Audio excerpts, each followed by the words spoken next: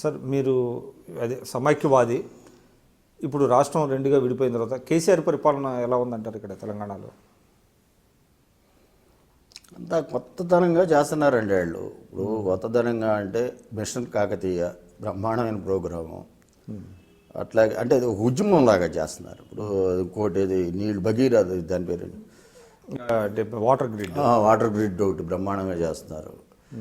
ఇట్లా ఏదో ఒకటి ముందు కొత్తగా జిల్లాలు ఏర్పాటు చేస్తున్నాం ప్రజల దగ్గరికి పాలన అనేది.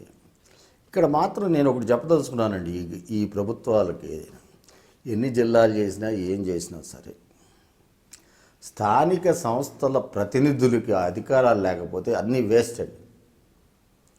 స్థానిక సంస్థల ప్రతినిధులకు సర్పంచులకి వాళ్ళకి విశేష అధికారాలు, సర్పంచులకి ఎంపీపీలకి జడ్పీ చైర్మన్స్కి వాళ్ళందరికీ అధికారాలు ఉంటేనే 73, 74 రాజ్యాంగ సవరణని అమలు చేయాలి.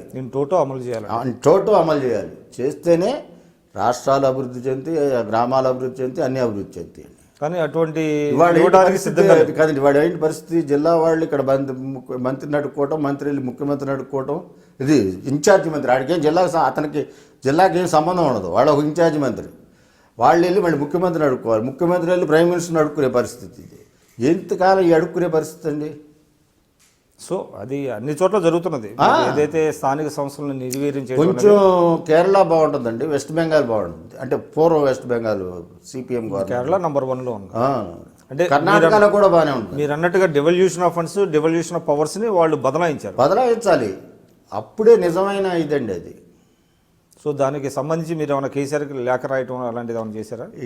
కేసీఆర్ ఏం కాదండి, చంద్రబాబు నాయుడు అయినా ఎవరైనా. కేసీఆర్ అయితే ఒకసారి కలిశారు ఆ మధ్య, మా అబ్బాయి వివాహ సందర్భంగా ఆహ్వానించడానికి ఖమ్మంలో కలిశారు అంతే. ఎందుకంటే మేము ఇద్దరం 83 బ్యాచ్ కాదండి, మేము యూత్ కాంగ్రెస్లో నేను ఆర్గనైజింగ్ సెక్రటరీగా ఉండగా తను ఇది ఉండేవాడు. అప్పుడు డి శ్రీనివాస్ వైస్ ప్రెసిడెంట్, వి హనుమంతరావు ప్రెసిడెంట్, చిన్నారెడ్డి ఒక సెక్రటరీ. అంటే మేమందరం కాంగ్రెస్ సహచరులు అండి కేసీఆర్. మేమందరం తర్వాత ఇద్దరం మళ్ళీ ఇంట్లో చేరాం. మా పెద్దవాళ్ళు మా ఇంటికి వచ్చేవాడు. ఇంటర్వ్యూలో కూడా చెప్పాడు అతను మాతో. కేసీఆర్ వ్యక్తిగతంగా మంచివాడండి, చాలా మంచివాడు, స్నేహధర్మం ఇవన్నీ. అంటే నేను తర్వాత కలవలేదు. అంటే ఇప్పుడు ఆంధ్ర వాళ్ళని అప్పుడు ఆయన టార్గెట్ చేసింది కేవలం అప్పుడు ఉన్న వేడిలో ఉద్యమం కోసం. అంతేనండి. నేను విజయవాడలో హాస్పిటల్లో ఉంటే కొంచెం అనారోగ్యంగా ఉండి హాస్పిటల్లో ఉంటే ఇప్పుడు మంత్రిగా ఉండి కూడా వచ్చాడు, చూశాడు, వెళ్ళాడు, హాస్పిటల్కి వచ్చాడు. కేసీఆర్ వచ్చాడు. అది సో ఆయన నాయకత్వంలో తెలంగాణ డెవలప్ అవుతుంది, బాగానే ఉందండి. అంటే రెండు రాష్ట్రాలను పోలిచ్చినప్పుడు ఎలా ఉందంటారు? అంటే పోలిక అనవసరం అనుకోండి, ఎందుకంటే ఇక్కడ హైదరాబాద్ అక్కడేమో సమస్యలు, అడ్వాంటేజ్, ఇంటర్నేషనల్ ఎయిర్పోర్ట్లు ఉన్నాయి, అన్నీ ఉన్నాయి, అంతా. సో మనం పోల్చడం కూడా కరెక్ట్ కాదండి. ఇప్పుడు అది కొత్తగా బిగిన్ అవుతుంది అని ఏదైనా మళ్ళీ మొదటి నుంచి ఎత్తుకోవటమే. దానికి తగ్గట్టేమో ఆర్థికంగా సరిగ్గా లేదు మనం ఇప్పుడు ఇది. సార్ అయితే మీరు సుదీర్ఘమైనటువంటి రాజకీయ చరిత్ర ఉంది మీకు. ఒకసారి ఎమ్మెల్యే చేశారు, సరే, తర్వాత మీకు అవకాశాలు రాలేదు. ప్రస్తుతం మీ ప్రస్థానం ఎటు? నా ప్రస్థానం ఎటు లేదండి, శుభ్రంగా హ్యాపీగా ఉన్నాను. నేనేమి ఏ పార్టీలో చేరదలుచుకోలేదు.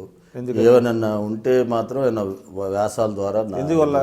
అంటే రాజకీయాల పట్ల వైముఖ్యత ఏర్పడిందా? అందుట్లో ఇప్పుడు రాజకీయాలు అంటేనండి ఇదంతా పైకి ఏదో చెప్తున్నారు కానీ పెద్ద నోట్లు రద్దు చేయాలి ఇదని కాదు, అంతా కోట్లతోనే నడుస్తుందండి. ఇవాళ మీరు ఒక మున్సిపాలిటీకి వెళ్ళే కార్పొరేటరు చూడండి, బెజవాడ వెళ్దాం చూద్దాం, మీరు మినిమం స్కార్పియోనో లేకపోతే ఇన్నోవాలో ఈ లేకుండా కార్పొరేటరు. రాజకీయాలు అలా ఉన్నాయండి. ప్రతి వాళ్ళు పెద్ద పెద్ద కార్లు, మీరు ఎప్పుడైనా విజువల్స్ చూస్తూ ఉండండి. ఎక్కడ గవర్నర్ దగ్గరికి వెళ్ళారు, అసెంబ్లీకి వెళ్తారు, పెద్ద పెద్ద కార్లు. మొన్న ఈ మధ్య ఒక ఎమ్మెల్యే ఆటోలో వెళ్తే రానివ్వలేదండి సెక్యూరిటీ వాళ్ళు. అటువంటి పరిస్థితుల్లో మేము ఎందుకండి రాజకీయాల్లో? బస్సులు పెడితే మేము బస్సులో వెళ్ళేవాళ్ళు. ఇప్పుడు బస్సులు పెడితే ఒకడో ఇద్దరు అంటే క్వార్టర్స్ నుంచి అసెంబ్లీకి బస్సులు వేసేవాళ్ళు, ఆ బస్సులో మీరు ప్రయాణం చేసేవాళ్ళు. ఇవాళ ఏంటంటే పరిస్థితి? సో కాస్ట్లీ అయిపోయినాయి కాబట్టి రాజకీయాలు కాస్ట్లీ అయిపోవటం కాదండి. ఆడి ఎట్లా కొట్టుకు తెచ్చాడా, దొంగతనం చేశాడా, వేరే తనం చేశాడా, ఏం చేశాడా అది కాదు. పార్టీలు చూసేది ఆడి దగ్గర డబ్బులు ఉన్నాయా లేవా. డబ్బు ఉంటే టికెట్, ఏ పార్టీ అయినా అంటే వామపక్షాలు మినహాయించండి, అట్లా ఏ పార్టీ అయినా అట్లా తయారైంది. ఇటువంటి రాజకీయాల్లో అసలు ఇంపాసిబుల్ అండి. అందులో మేము అక్కినేని భాస్కర్ గారును, నా కాకాన కృతం గారు, ఈ పేట బాబాయ్ గారు స్ఫూర్తితో వచ్చిన వాళ్ళు ఈ రాజకీయాలు అసలు. నేను అడుసుమిల్లి జయప్రకాష్, మాజీ శాసనసభ్యుడిని, విజయవాడ.